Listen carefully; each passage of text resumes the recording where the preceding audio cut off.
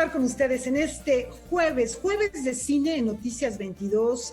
Nada más para que se den una idea, Fernanda Solórzano en vivo aquí en unos minutos con Julio López. Además es jueves de columna, tenemos muchos contenidos para ustedes. Qué gusto estar con Rafael García Villegas, con Guemansin Rodríguez. Rafa, ¿cómo estás? Bien, mi querida Laura. Hola, Laura Regis, a la traducción de lenguas de señas mexicana, y en efecto un programa muy variado, mucha información, y nos arrancamos con qué, Gueman, ¿cómo te va? ¿Qué tal, Rafael? ¿Qué tal, Laura? ¿Cómo están? ¿Qué tal, amigos de Noticias 22? Pues vamos con algo que la verdad resulta verdaderamente fascinante. Saquen su agenda y aparten el próximo jueves, 3 de septiembre, pónganlo ahí en su calendario, porque el Fondo de Cultura Económica tendrá una venta nocturna con grandes descuentos. Yo hace un momento estaba allí, traigo algunas cosas que me quedan un poco lejos para presumirlas, pero no importa. Lo que quiero decir es que vayan, porque en verdad tienen cosas bien interesantes. Con la participación de librerías en la Ciudad de México y en el interior de la República y con descuentos de hasta un 50%, el Fondo de Cultura Económica realizará su tradicional venta nocturna el 3 de septiembre, en un formato presencial y virtual. El hecho es que vamos a entrar en 40 librerías a lo largo y ancho de toda la República, con permiso para ingresar a las librerías un 30% del público que pueden admitir, o sea, 50 personas, 15 en las librerías más chicas, 35 en una librería mediana, con sana distancia, con condiciones de sanitización, con spray y gel en la entrada y en la salida, en los libros, en los mostradores. Pues estamos experimentando en la combinación de una feria con librería abierta, en condiciones no absolutas, pero parciales, combinándola con una parte virtual donde un montón de autores van a participar en charlas, promociones, descripciones de sus libros. De acuerdo con las condiciones sanitarias locales, las librerías abrirán sus puertas de 11 de la mañana a 8 de la noche, y una vez que los inmuebles cierren, la venta continuará en línea con los mismos descuentos y promociones hasta la medianoche. En esta ocasión, participarán aproximadamente 40 sellos editoriales y se llevarán a cabo mesas redondas virtuales que abordarán temas relacionados con el feminismo, la historia, la ciencia y la literatura infantil y juvenil. Creemos que podemos ofrecerle al público una relación de ven, vamos a seguir leyendo, en condiciones de seguridad, tanto para nuestros libreros como para el público en general. Por otro lado, son tiempos de una alianza con editoriales, con librerías, con distribuidores, para echarle una mano a todo el mundo, porque si no van a salir de la crisis quebrados decenas de pequeñas editoriales medianas y de distribuidores y de librerías, con lo cual toda la estructura que pone el libro en manos de los ciudadanos va a salir muy dañada de la crisis. Entonces, echar una mano a que salga lo menos dañada posible. La venta nocturna se podrá seguir en la página del Fondo de Cultura Económica. Noticias 22, Karen Rivera. Hoy se conmemoran 150 años del natalicio de Amado Nervo, y la Secretaría de Cultura, en colaboración con otras instituciones como el Colegio Nacional o la Universidad de Nayarit, han preparado una serie de actividades a manera de homenaje a este celebérrimo poeta. Vida, nada te debo, vida, estamos en paz. Nacido en Tepic, Nayarit, el 27 de agosto de 1870, el periodista, poeta, ensayista y novelista mexicano Amado Nervo es un referente de las letras hispanoamericanas por su poesía sobre el amor y la religión. Fue el poeta mexicano más popular de la primera mitad del siglo XX, y aunque su imprescindible obra contrajo filias y fobias, la búsqueda constante de respuestas existenciales, un arrojo inconmensurable de emociones y la inédita musicalización y fuerza expresiva de sus metáforas produjeron un trabajo excepcional que sigue vigente. Algunas de sus publicaciones más importantes son El Bachiller, Perlas Negras, El Domador de Almas, Místicas, Los Jardines Interiores y La Amada Inmóvil. Amado Nervo falleció a los 48 años en Montevideo el 24 de mayo de 1919, mientras desempeñaba un cargo diplomático en Uruguay. Debido a su gran popularidad, se dice que a su funeral asistieron más de 200,000 personas, reflejo de su habilidad para conectar con el sentimiento de la gente. Para conmemorar 150 años de su natalicio, la Secretaría de Cultura, en colaboración con el Festival de Letras de Tepic, el Colegio Nacional, Cultura UNAM, la Universidad Autónoma de Nayarit y el Ayuntamiento de Tepic, llevan a cabo un homenaje internacional compuesto por una serie de actividades como conversatorios, la presentación del libro Otras Vidas, 3 novelas cortas de Amado Nervo, disponible en línea a través del portal de Libros UNAM, y la transmisión del documental Vida no te debo, Amado Nervo, producido por Canal 22. Además del anuncio por el alcalde de Tepic de que la ciudad natal del poeta pasará a llamarse Tepic de Nervo. Un homenaje, digamos, un regalo de cumpleaños que era una deuda justamente para este poeta, que eso nos permita pensar que nuevas generaciones de jóvenes y de niños y niñas lectores y lectoras puedan conocer a este personaje y, como nos pasó a nosotros, en el futuro seguirlo leyendo, puedan conocerle y quererle tanto como todos los lectores cuando dan con Amado Nervo por primera vez y terminan absolutamente seducidos por sus letras. Las actividades continuarán el próximo viernes 28 y el 4 de septiembre por las redes sociales de la Feria de Letras de Tepic. Noticias 22, Omar Vera. Bueno, y vamos con otro gran personaje de la literatura en un ámbito completamente distinto, un hombre visionario que, precisamente hablando de frases célebres, él decía: yo no quiero describir el futuro, quiero prevenirlo. Y efectivamente, muchos de los debates científicos que existen hoy en día podemos encontrarlos en sus relatos. Se cumplieron 100 años del natalicio de Ray Bradbury, y el Seminario de Pensamiento Español de la Facultad de Filosofía y Letras de la UNAM aprovecha esta ocasión para rendir homenaje y reflexionar sobre la cercanía de este autor estadounidense con el mundo hispanoamericano concretamente. Vamos a ver. El Seminario de Pensamiento en Español de la Facultad de Filosofía y Letras de la UNAM presenta Bradbury, una mirada hispanoamericana. Video coordinado por el filósofo mexicano Rogelio Laguna y el argentino Matías Carnevale, quienes junto a un grupo de colegas se rinden homenaje al autor norteamericano en el centenario de su nacimiento. Bradbury es un pensador que escribió en lengua inglesa, pero que es muy cercano a Hispanoamérica, ¿no? Fue traducido muy tempranamente, se conoció muy rápido en nuestros países, en nuestra región, y el propio Bradbury está muy consciente de que existe el mundo hispanoamericano. Bradbury estaba acompañándonos todo el tiempo, nuestra imaginación, nuestras aventuras, inclusive hasta la distopía, el miedo que tenemos a la tecnología o a ciertos dispositivos tecnológicos modernos, vienen también de la lectura de Bradbury. Los 11 pensadores de España, Argentina y México, a lo largo de 31 minutos, reflexionan acerca de la obra del novelista, cuentista, ensayista y guionista de cine, teatro y televisión.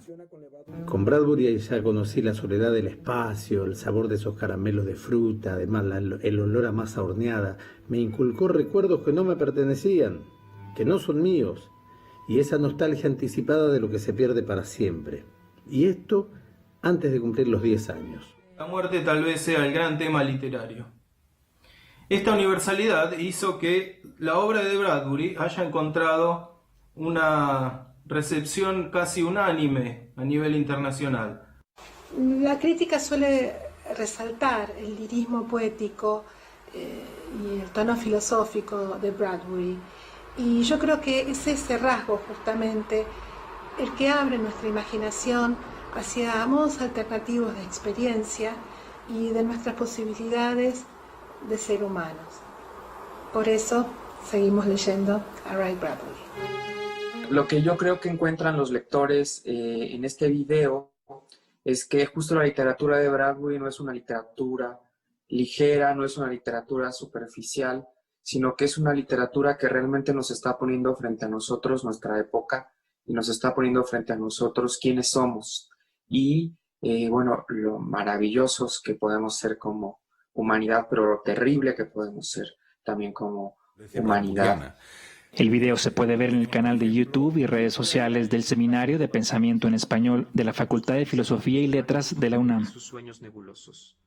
lanzó una andanada. Noticias 22, Omar Vera. 3 paredes desnudas y el vacío. Bueno, y si les gustan las ediciones bellas, quiero decir, no solamente un buen libro que esté bien editado, sino que también tenga esos materiales verdaderamente deliciosos.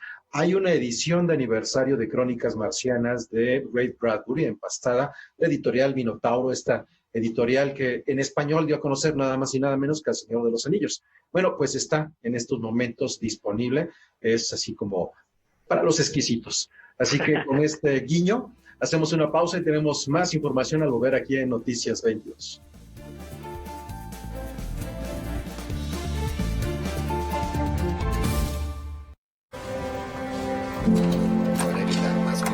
¿Nada? Nada. ¿Te llamaron? En Movimiento Ciudadano sabemos que es vital para las y los mexicanos tener un ingreso seguro. Tranquila, mi amor. Pronto vamos a salir de esto. Por eso proponemos un apoyo para que por 3 meses recibas un total de 11,000 pesos si perdiste tu trabajo o tus ingresos se redujeron por la pandemia. Movimiento Ciudadano. Un matrimonio lleno de celos e insatisfacciones. Un misterioso viaje y un secreto que los acompañará hasta el final. No puede haber crimen perfecto. Asquerosos, repugnantes, siempre comiendo carne. Hasta un filetote de este grueso. En el marco de Macabro 2020, Cinema 22 Mexicano presenta El esqueleto de la señora Morales. Jueves, 22:30 horas. Nuestro más sincero pésame a los familiares de quienes han perdido la vida por la pandemia. Gracias al pueblo de México por cuidarse, por cuidar a otros. Gracias a médicos, a enfermeras, héroes, heroínas que están salvando vidas. Una buena. Vamos a producir en México la vacuna y va a estar al alcance de todos. Va a ser gratuita. ¡Ánimo! Segundo informe. Gobierno de México.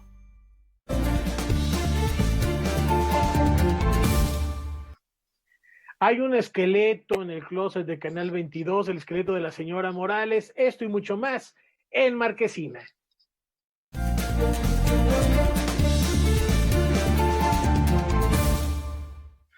Hola, ¿qué tal amigos de Noticias 22? Laura, Rafael, tenemos una gran invitada hoy y una gran película en Jueves de Cine en Canal 22. Es una colaboración entre el Festival Macabro y justo esta televisora para presentar una de las mejores películas de la cinematografía mexicana, ya lo adelantaba Rafael, se llama El esqueleto de la señora Morales, y para hablar de ello nos acompaña esta noche la crítica de cine y escritora Fernanda Solórzano. ¿Cómo estás, Fernanda?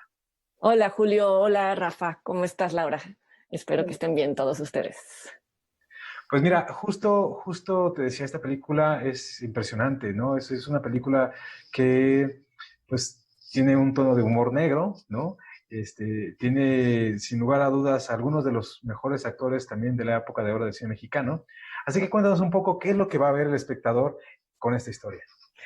Es un lujazo que tengan esta película, que tengan la oportunidad de verla al rato. Para mí es una de las mejores películas de cine mexicano, ya no digamos de cine de horror, porque creo que es más bien es un humor negro, ¿no? Que no será tanto el humor negro en el cine mexicano, pero esta película suple cualquier carencia. Es una película con guión de Luis Alcoriza, que fue un colaborador muy cercano de Buñuel.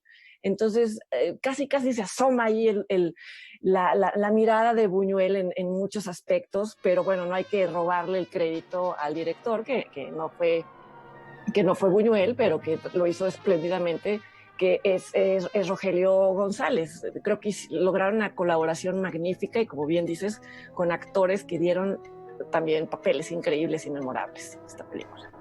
Además, en esta ocasión vamos a ver una versión restaurada, ¿no? O sea, que si ya la habían visto, es una oportunidad única porque la vamos a ver completamente restaurada. Háblanos un poco de los conflictos que viven este matrimonio mal avenido.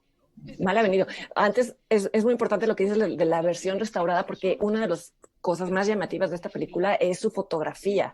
Es una fotografía llena de contrastes, de claroscuros, porque sucede en la casa de un taxidermista que tiene esqueletos por todos lados de los animales que diseca, y hay muchos juegos de sombras, un poco de homenaje al expresionismo alemán. Víctor Herrera fue el fotógrafo y él se le daba muy bien este tipo de fotografías. Pero bueno, hablando de la trama. Sí habla de un matrimonio totalmente disfuncional. Él es un taxidermista, es Arturo de Córdoba, en un papel memorable, pero a pesar de ser un taxidermista, que todo el mundo asociaría esa profesión con un carácter, no sé, extraño, huraño, es un hombre que desde las primeras secuencias se muestra adorable, juega con los niños, con los animales, le gusta la vida, es un hombre vital, ¿no? En oposición a su profesión. Y en cambio su esposa, que interpretada también magníficamente por Amparo Ribelles, es una mujer que odia todo lo que él hace, le da asco, por extensión él, todo el tiempo se queja, no le gusta tener contacto físico, lo hace lavarse las manos todo el tiempo y siempre está rodeada de amigos, los clásicos vecinos intrigosos y de un cura, un sacerdote. Y esto es un toque buñueliano, porque recordemos que Buñuel siempre tenía sus sospechas con respecto a los sacerdotes. Entonces, bueno, siempre los personajes menos positivos en las películas de Buñuel eran sacerdotes, y aquí se nota ese punto. Pero bueno, la película justamente habla de qué pasa cuando ya este personaje interpretado por Arturo de Córdoba ya no soporta más esta situación y pues toma un giro macabro la película, pero sobre todo, repito, es una comedia, es un estudio de dos personajes que además pues son muy típicos del cine mexicano. También hay muchos guiños al cine mexicano ahí. Y a la idiosincrasia de los mexicanos, porque también siempre, justo con esta parte de la religión, ¿no? Y como de lo ético y de lo moral, justo habla más bien de eso, ¿no? De la doble moral que de pronto existe en la familia tradicional mexicana. Sí, hay como, también esto lo hacía Buñuel, ¿no? Pues finalmente tenía una mirada muy crítica hacia ciertas cosas de las familias mexicanas y también heredadas de las familias españolas, ¿no? Esta religiosidad extrema, ¿no? En donde vemos que su esposa, llamada Gloria, pues dedica toda su vida a adorar imágenes religiosas y en cambio pues se cierra cualquier posibilidad de contacto y de convivencia real con su matrimonio. Ella le reprocha a su marido que profane cuerpos y que se meta con cosas que le pertenecerían a Dios, pero pues él al mismo tiempo pues, se da cuenta de que pues tiene su tipo particular de culto. Y bueno, y lo metiche de los vecinos y todo lo que puede llegar a influir, que también lo vemos mucho en el cine mexicano como parodia y en la vida de los mexicanos, ¿no? Todas estas intrigas que a veces terminan por terminar una pareja, valga la redundancia. Sí, a mí lo que me impresiona de la película es que a pesar de que se estrenó en el 59, si no me equivoco, pues tiene muchos reflejos con nuestra realidad, ¿no? Y justo también hay muy pocas películas en el cine mexicano que tienen esta finura, digamos, en la comedia, ¿no? Como ya lo decíamos, la película de pronto se considera que es de terror porque justo tiene que ver con un taxidermista y por estos espacios medio lúgubres en los que se desarrolla la historia y porque tiene que ver justamente con un crimen. Pero bueno, a mí me parece más una película que tiene más tono de comedia que de otra cosa. Cuéntanos un poquito justo de esta parte de la película, ¿no? De este tono de comedia que está presente durante todo el largometraje. Sí, además hay que decir que es una adaptación de un cuento inglés, de un cuento gótico, de un escritor que les gusta a muchos directores, incluso a Guillermo del Toro, siempre cita a Arthur Machen como una de sus influencias, pero una de las virtudes de Alcoriza era adaptar relatos que sucedían en otros países a la idiosincrasia mexicana, como bien dices. Y sí, se ubica en la época de oro, pero ya muy al final, ¿no? Ya en el 59. Y yo creo que tiene que ver más bien, repito, como con la influencia que tuvo Buñuel en Alcoriza, con el muy buen trabajo de Rogelio González y retomando el tema de la comedia y en el dibujo de los personajes. Vamos, Arturo de Córdoba creo que es uno de los actores más versátiles del cine mexicano. Y aquí muestra esa aparente contradicción de un tipo que trabaja literalmente con las manos, con la muerte, pero es un tipo que desborda vida. Y es un personaje complejo porque finalmente, pues no quiero adelantar mucho porque van a ver, pero comete actos reprobables, pero es un personaje adorable. Desde el principio, desde las primeras escenas, el guión y la película misma, como está hecha, está planeada para que tú te identifiques con él.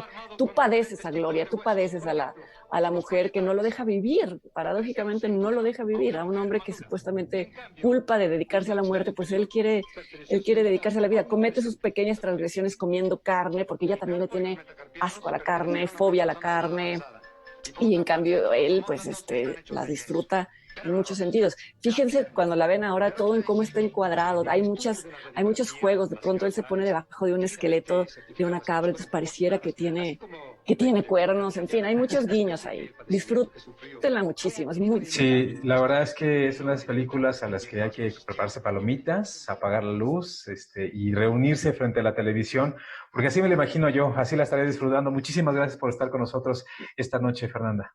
Gracias a ustedes, un abrazo.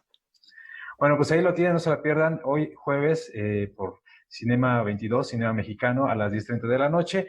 Vamos a otra cosa, porque también ya empezaron los encuentros de nominados que organiza la Academia Mexicana de Artes y Ciencias Cinematográficas rumbo a los premios Ariel. Ayer fue el Día de los Actores y estuvieron ahí presentes los cuatro de los 5 nominados en la categoría de Mejor Actor. Vamos a ver de qué se trata.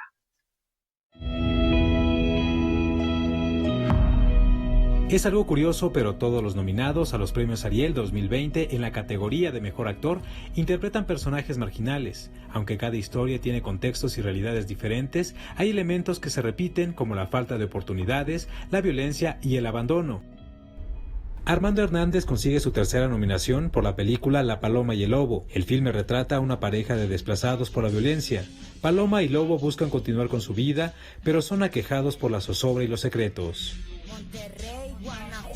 Habla también de las consecuencias que llevan a las personas al salir de su lugar de origen, y creo que es algo también un tema que en México es muy latente, y no hablamos solamente de la migración hacia el sueño americano, sino la migración misma dentro del país, buscando salir del pueblo, del lugar de origen a una gran metrópoli, y es lo que se basa un poco La Paloma y el Lobo, ¿no?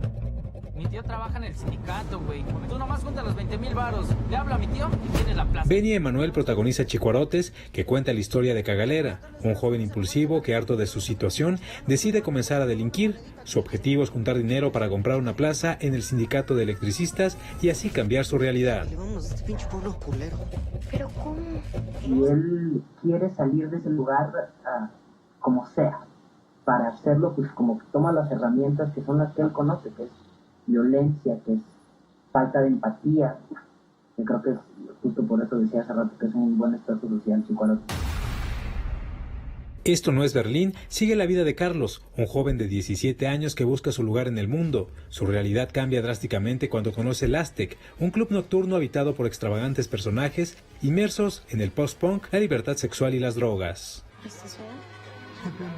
Se encuentran con algo muy grande que es pues la discriminación, ¿no? Que es algo que sigue muy latente todavía, que hace 30, 40 años te podían meter a la cárcel si te veían agarrado de la mano de tu pareja del mismo sexo, o te podían meter a la cárcel si te veían vestido de una forma muy extravagante.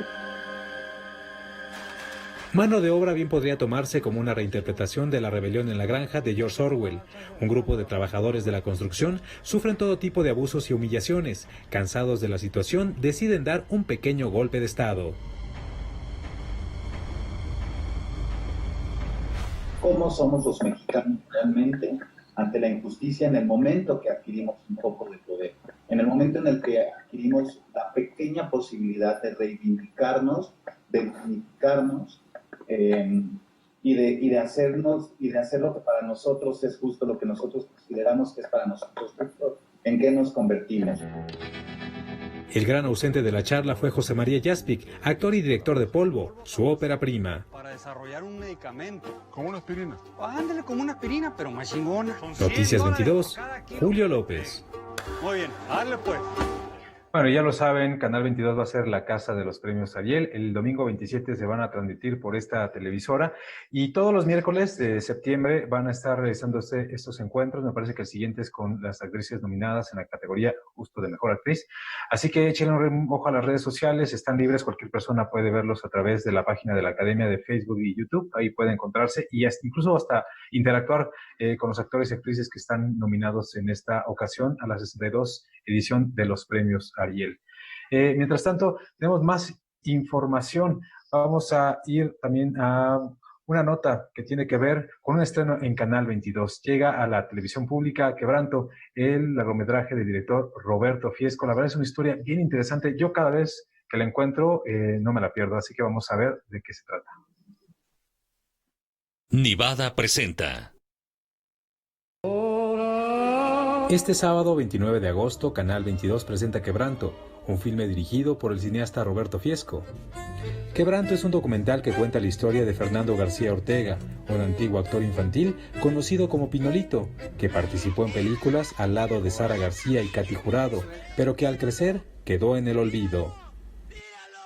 Y digo que fue una casualidad y fue algo marcado totalmente por el azar, porque en realidad fue su mamá, doña Lilia, quien llegó una vez a una oficina cuando yo estaba en Estudios Churubusco produciendo El Mago, una ópera prima del entonces Cuec, y ella iba a actuar en la película. Entonces, a partir de ahí, de que ella me dijo que quería aparecer en los créditos como Lilia Ortega, doña Pinoles, fue que le pregunté si tenía algo que ver con Pinolito, Pinolillo, y me dijo, es mi hijo, ¿no? Y a las pocas semanas volvió a una prueba de vestuario a la oficina y de pronto me dijo, te traigo a Pinolito. Y cuando Pinolito entró, era precisamente esta mujer alta, con tacones, bolso, vestido, rubia. Digo que me pareció fascinante de entrada pensar que detrás de esa transformación había una historia. Tanto en manos, en gesticulaciones, bueno, era un Rafaelito chiquito. La película es un repaso por su exitosa carrera como actor y bailarín y lo contrasta con su declive. Paralelamente indaga en su transición de hombre a mujer y cómo impactó en su familia. Quebranto queda como testimonio de dos actrices que pudieron morir en el olvido. El documental les brindó en vida un reconocimiento que nunca habían tenido. No había día en que a alguien no se le encontrara por la calle, en el metro, en el camión o en el trolebús y le dijera, yo te vi en Quebranto, ¿no? Y eso sé que la hacía enormemente feliz, tanto a ella como a su mamá. Quebranto se presenta en Canal 22 el sábado 29 de agosto, en punto de las 23 horas. Noticias 22, Julio López.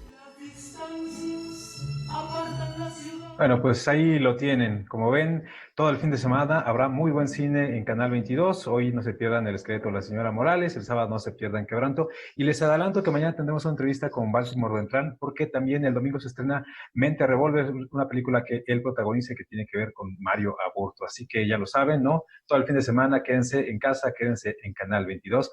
Y yo me despido, nos vemos la próxima semana. Rafa. Muchas gracias, mi querido Julio. Hasta el próximo miércoles y jueves. Y está muy interesante esta propuesta que tiene Canal 22 para mantener la sana distancia y disfrutar de muy, muy buen cine. Ya desde la pausa les comentamos que después de 5 años no sabemos qué pasó con la investigación del multihomicidio, el famoso caso Narvarte. ¿Cuál fue la respuesta de las autoridades? ¿Qué acciones se han tomado al respecto? Para indagar en este tema, Jacaranda Correa recibe hoy en Debate 22 a Patricia Espinosa y Mirta López Robledo a las 9 de la noche, precisamente para desentrañar y saber hasta dónde ha llegado la investigación en torno a este caso. No se lo pierdan, terminando Noticias 22. Ya volvemos.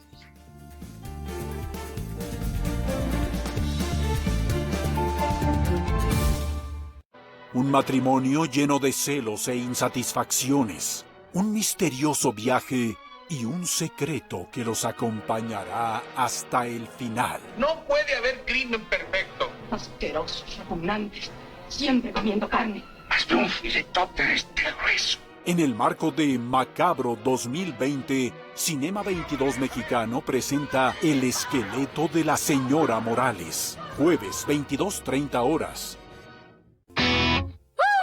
La alegría es una emoción contagiosa que también puede llegarnos por la vía del arte.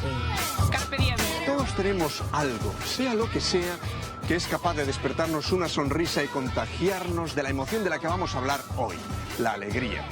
Para nosotros ese algo es el arte. Alegría, nuevo capítulo. Ramón Jenner presenta Esto es Arte, Series Estelares, sábado, 21 horas. El Tratado Canadá-Estados Unidos-México detonará la economía regional.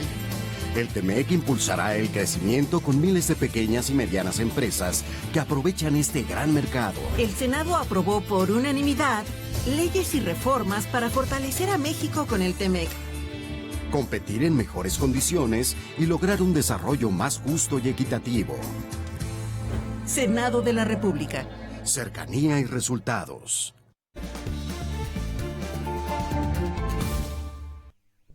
En el documental Persistencia y el web documental Forensic Landscapes Anne Hofschmidt aborda lo que ella denomina la resistencia forense. Son grupos de especialistas independientes y familiares de víctimas que buscan a sus desaparecidos.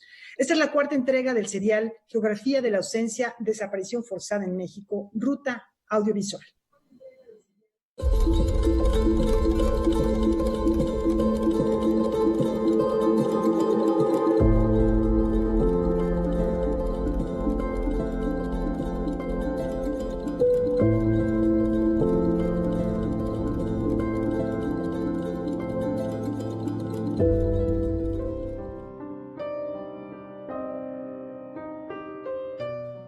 En un tribunal argentino, Anne Hufschmidt presenció la declaración de una de las integrantes del equipo argentino de antropología forense, fundado en 1984 tras la dictadura. Quedó impresionada. Aquella presentación, donde el especialista convirtió esos huesitos que ni siquiera estaban presentes en el tribunal en 2 personas, la impactó. Ahí nació el interés por esta labor de resistencia forense, como ella la llama, que llevan a cabo especialistas que nada tienen que ver con el Estado y grupos de ciudadanos. Así nacieron el documental Persistencia y el web documental Forensic Landscapes. De repente los empezó en algún punto de su relato a nombrar. Entonces ahí había realmente una chispa que no en todos los proyectos podemos decir tan claramente dónde nació. Ahí sí, obviamente no es una maga que acaba de hablar, sino es una científica y es alguien que tiene un poder muy especial, ¿no? El poder nombrar y el poder narrar. Como un acto de magia que nada tiene que ver con la magia, estos equipos de especialistas y de formación empírica logran juntar los huesos con su historia. Que los restos dejen de ser solo materia y hablen, y repelan el anonimato.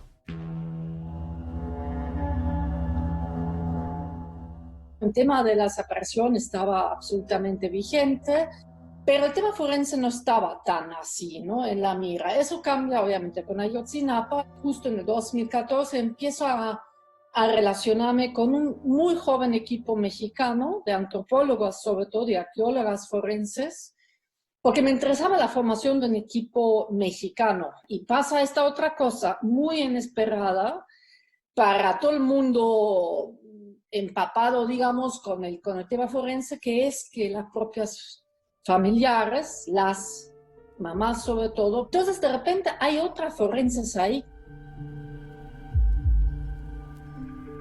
Estos grupos salen, meten la pala, meten sus herramientas vernaculares autoproducidos, digamos, con una especie de intuición, en el coraje y esa esperanza de que también el buscar puede tener un sentido tangible de meter las manos literalmente en la tierra.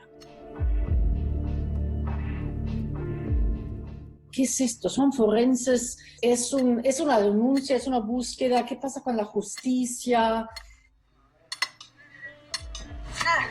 Luego de 2016, decide situar los escenarios de su documental Persistencia en Veracruz, en la fosa de Colinas de Santa Fe y en el desierto de Coahuila, pero centrada siempre en esta acción de resistencia forense junto al equipo mexicano y al colectivo Solecito y el Grupo Vida.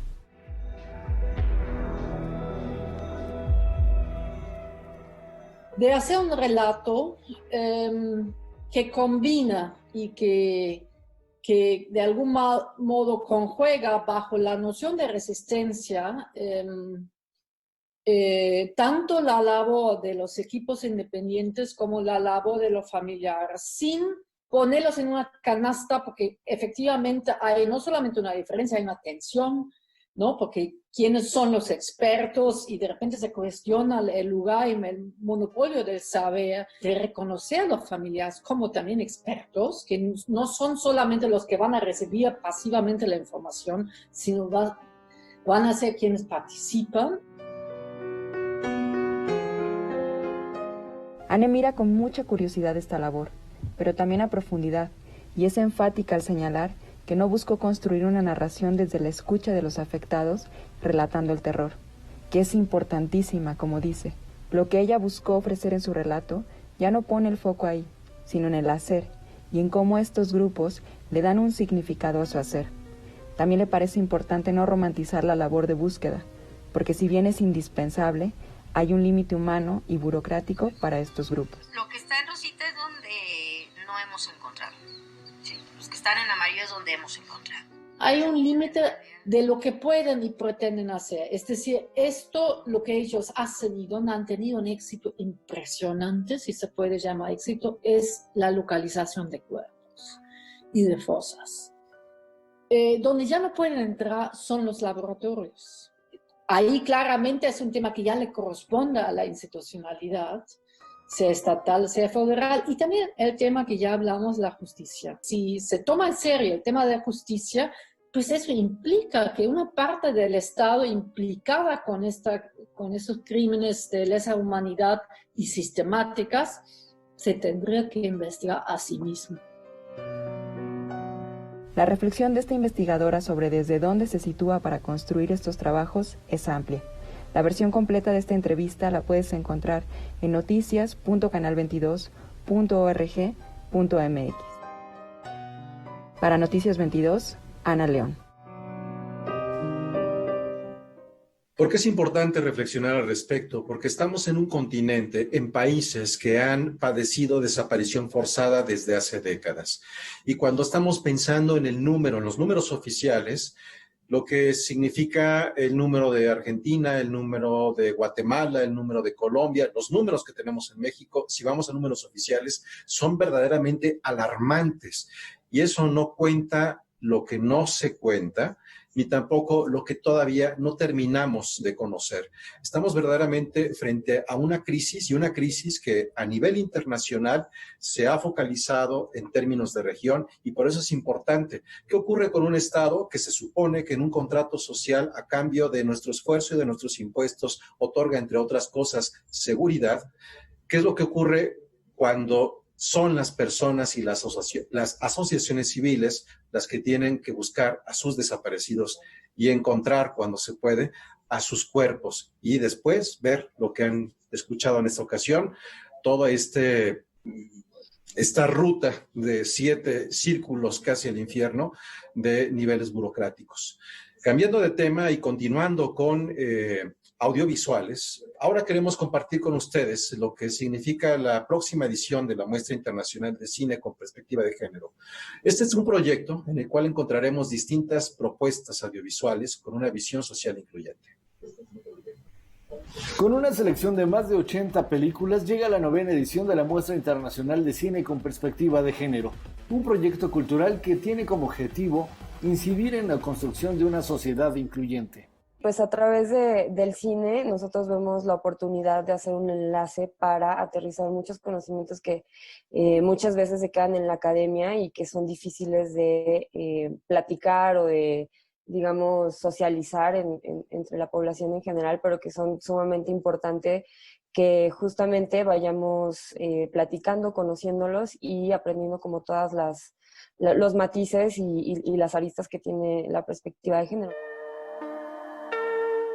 A través de 13 categorías se distribuyen las propuestas audiovisuales. En esta edición se sumó violencia y confinamiento.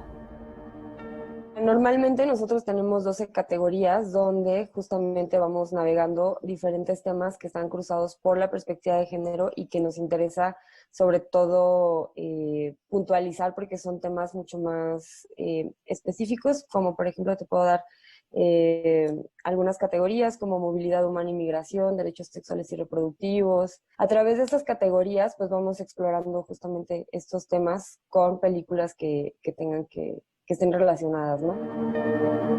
La retrospectiva fílmica estará dedicada a la guionista y productora argentina Albertina Carri, quien también ofrecerá una conferencia magistral. Las charlas con activistas y la mayoría de las películas estarán disponibles de forma gratuita en internet y de manera presencial en la Cineteca Nacional. Arrancaremos del 10 de septiembre al 25 de octubre con actividades, en su mayoría de manera digital, en línea, y con algunas que se están confirmando ahora con toda esta reapertura en espacios físicos, ¿no? En recintos culturales y en cines. La programación y las actividades estarán disponibles en la página de internet de la Muestra Internacional de Cine con Perspectiva de Género, así como en sus redes sociales. Noticias 22, Óscar Cortés.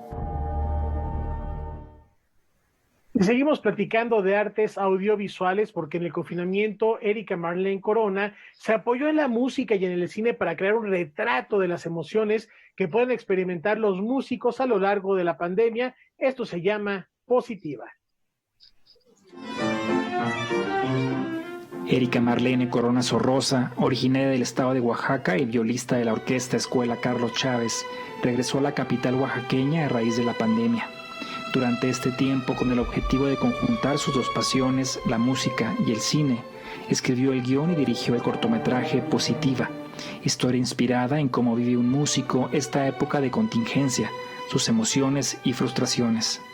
La pandemia y el encierro ha sido algo muy difícil para nosotros, que estamos acostumbrados a cada fin de semana presentarnos ante un público y a trabajar entre un mismo público, una orquesta grande. El guión, cuya realización contó con la asesoría del cineasta oaxaqueño Rigoberto Perezcano, fue uno de los 5 ganadores de la convocatoria El Encierro en Corto, organizado por la Secretaría de las Culturas y Artes del Estado de Oaxaca. En esta historia, el personaje principal está enfermo, es diagnosticado con coronavirus. De algo bueno es que es asintomático, pero aún así no quiere tocar. No tiene ánimo de tocar, sabe que no va a haber conciertos, sabe que está enfermo este personaje. Entonces, después de un tiempo entiende que podría realmente estar peor y que tiene un público maravilloso que es su familia. Es una historia de esperanza y ánimo para todos en este momento de crisis. Bueno, como dice el título del guión, Positiva, tanto se refiere al personaje que dio positivo como a una actitud que toma.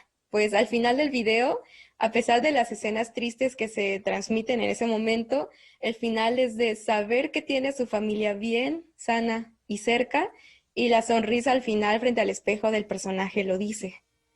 Que se puede salir adelante, que vamos a salir de esto. Positiva puede verse en la plataforma Contigo en la Distancia de la Secretaría de Cultura y en las redes sociales del Sistema Nacional de Fomento Musical. Noticias 22, Omar Vera.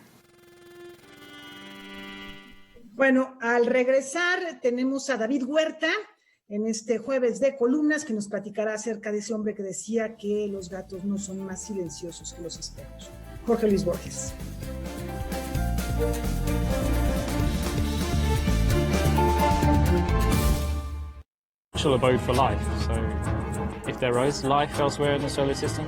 Hoy en día se desconocen muchas cosas sobre el planeta rojo, pero aquí vamos a descubrirlas.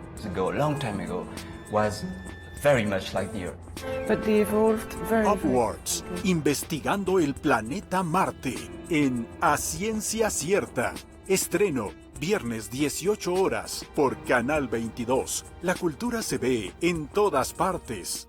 ¿Cómo están? Muy buenas noches. Ya estamos listas aquí en el estudio de Debate 22. Los espero en punto de las 9 de la noche. Hoy vamos a abordar el caso Narvarte. A 5 años de ese terrible multihomicidio, todavía seguimos sin tener autores materiales e intelectuales claros. Me acompañan aquí en el estudio Patricia Espinosa, está lista también la hermana de Rubén Espinosa, y Mirta Pérez Robles, quien es la mamá de Nadia Vera. Nos vemos aquí a las 9 de la noche. Hoy, 21 horas, Canal 22.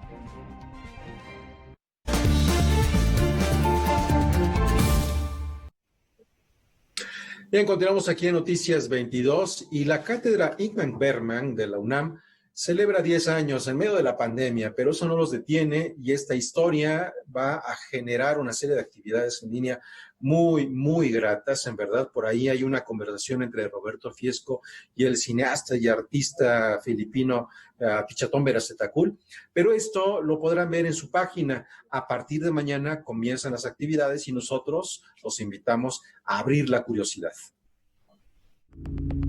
Estamos de manteles largos, es el eslogan con el que la cátedra Ingmar Bergman conmemora su primera década de existencia. Para ello, ha organizado un programa el día 28 de agosto y que aproximan los dos ejes que han definido su aportación al ámbito cultural, el cine y el teatro. En estos 10 años, la cátedra Bergman ha organizado charlas, talleres, publicaciones y conferencias magistrales, por donde han pasado figuras de renombre nacional e internacional, como Peter Greenaway, Juliette Binoche y Alejandro González Iñárritu.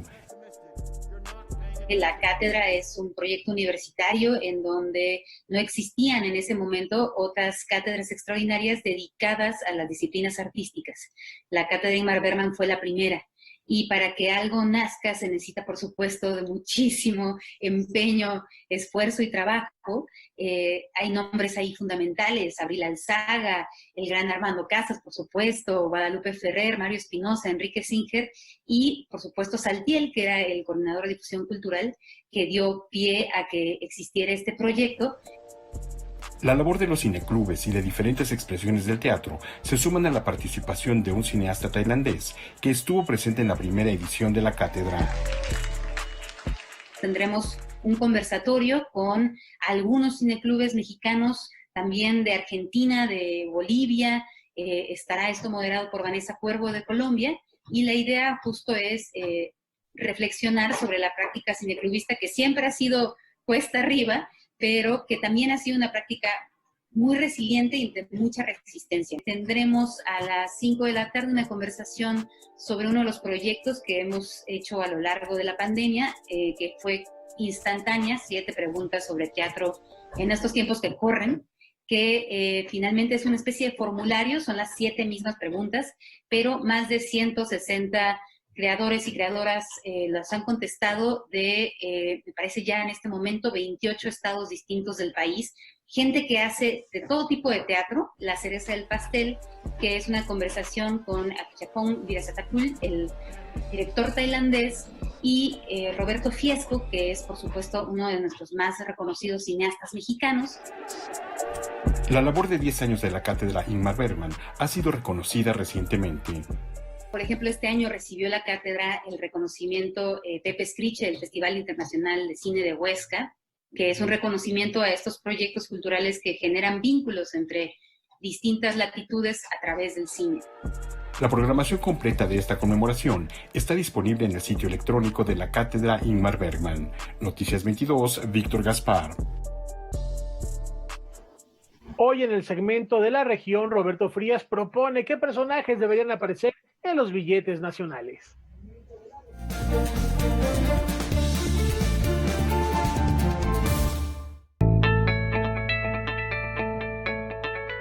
El Banco de México, institución rancia que no puede sino tratar de ser más oficialista que cualquier institución oficial del gobierno federal, parece entender como labor propia y sagrada el reflejar lo más acartonadamente posible nuestra herencia nacional en los manoseados billetes que nos ganamos con muchos esfuerzos y que debemos dejar ir con harta facilidad, pasmados por las más básicas necesidades humanas.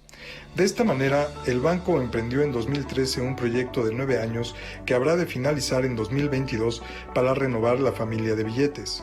A primera vista, la ambición de la empresa no tiene parangón. Se crearon metodologías de análisis, estudios con centros de investigación, sesiones de trabajo con expertas y expertos procedentes de 9 instituciones del ámbito cultural, académico y de investigación, y consultas a la población mediante estudios de percepción, y todo con cargo al objeto mismo del estudio, nuestro dinero, o mejor dicho, el de nuestros impuestos. El problema viene con los resultados. Todos estos estudios y todas las expertas y los expertos del saber mexicano no pudieron sino pensar en esto. Los anversos retratarán procesos históricos y sus personajes, mientras que los reversos se dedicarán a ecosistemas, a fauna y flora y a patrimonio de la nación. Así, en el billete de 50 constará la fundación de la Ciudad de México Tenochtitlán. Sor Juana Inés de la Cruz cae una denominación para ceder su sitio a Miguel Hidalgo y José María Morelos en los billetes de 200 y quedarse ella con el de 100. Benito Juárez se confirma como seguro abanderado de nuestra época y se afianza en el de 500. Por suerte, su ubicuidad desaparecerá cuando el billete de 20 deje de existir para convertirse tan solo en moneda. Y el billete de 1,000 pesos será el lugar de honor de Francisco Madero, acompañado en una estrategia supuestamente feminista pero bastante burda de Hermila Galindo y Carmen Cerdán. La novedad, un billete de 2,000 pesos en el que aparecerá Octavio Paz y otra vez tan solo acompañado de Rosario Castellanos. Parece que los expertos y expertas y el mismo Banco de México no se sienten tranquilos de dejarle todo un billete con sus muchos pesos a una mujer. Tan solo a Sor Juana, a la que degradó, y quizá por su edad añeja. La verdad, Banco de México, nos decepciona tu propuesta. Es aburrida. Sigue con la historia de bronce al estilo del PRI y no ofrece novedades. Los mismos héroes, los mismos artistas. ¿Por qué no dejarle a Rosario Castellanos todo el billete de 2,000? ¿Por qué no recobrar a los personajes prehispánicos? ¿Qué tal Juan Rulfo, Leona Vicario, Juan Gabriel o María Félix? La verdad, Banco de México, dejas mucho que desear. ¿No entiendes que esos son los rostros que nos darán consuelo día a día, con la inflación brutal que viene y la falta de trabajo y la falta de expectativas? Para Canal 22, Roberto Frías. No sé esta propuesta que nos está haciendo Roberto Frías. ¿Ustedes quién les gustaría ver? Platíquenos a quién les gustaría ver de artistas populares o de artistas del pasado, de héroes, en los billetes de nuestro país, en las monedas también en un momento dado. Y bueno, les decíamos que en este jueves de columna tenemos el gusto de recibir al poeta, editor y ensayista David Huerta, que recuerda a Jorge Luis Borges, quien nació el 24 de agosto de 1899.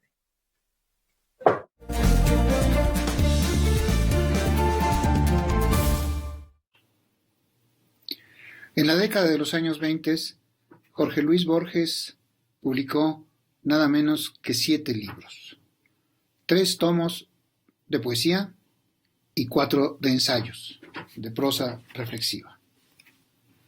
Contra lo que pudiera pensarse, tratándose de un autor con el inmenso prestigio y la influencia enorme a escala planetaria de Borges, esos libros no han captado la atención de la crítica y en general de los lectores como, en mi opinión, merecen. Por fortuna, hay algunos lectores y estudiosos que se ocupan de estos libros. Yo he tenido una conversación hace ya algunos meses con unos universitarios muy curiosos y admiradores de Borges, con los que hemos hablado de estos libros, en especial de los libros de poesía. La poesía de Borges no ha corrido con suerte. El gran poeta mexicano Gerardo Denis llamaba a esa parte de la obra de Borges linda poesía nula. Y el escritor argentino, poeta argentino Arturo Carrera, la llamaba desdeñosamente una poesía obediente.